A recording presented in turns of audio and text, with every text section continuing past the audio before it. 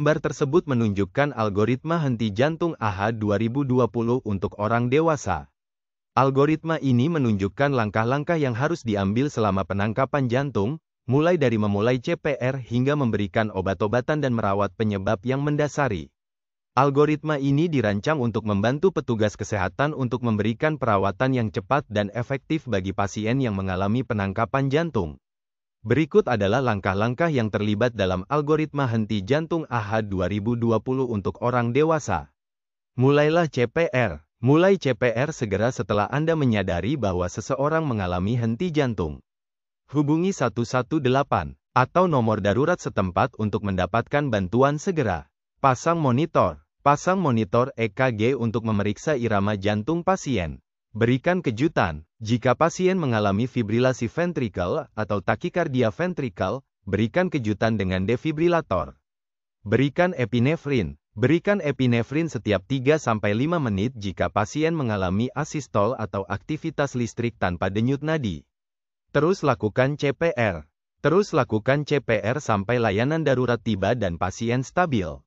Pertimbangkan penyebab yang mendasari. Setelah pasien stabil, pertimbangkan penyebab yang mendasari henti jantung dan rawatlah.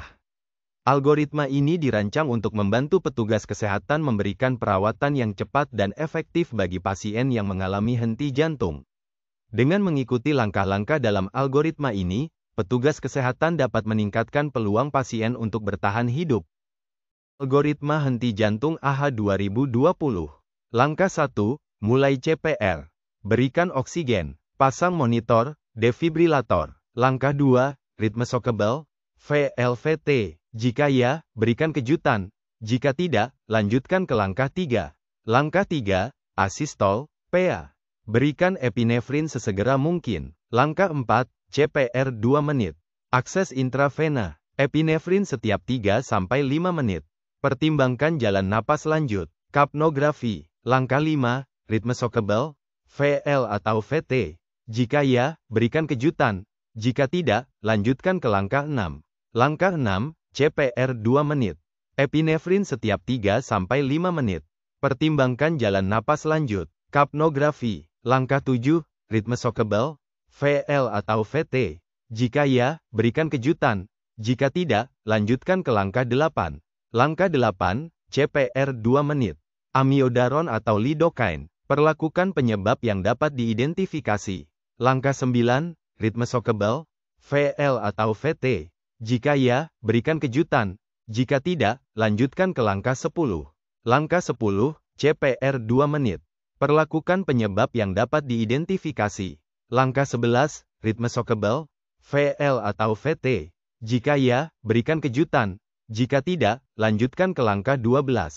Langkah 12, tidak ada tanda-tanda kembali ke sirkulasi spontan, ROSC, atau 10-11 siklus CPR.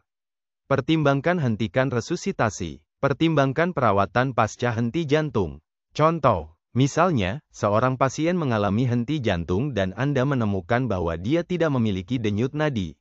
Anda akan memulai CPR dengan memberikan oksigen dan memasang monitor defibrilator.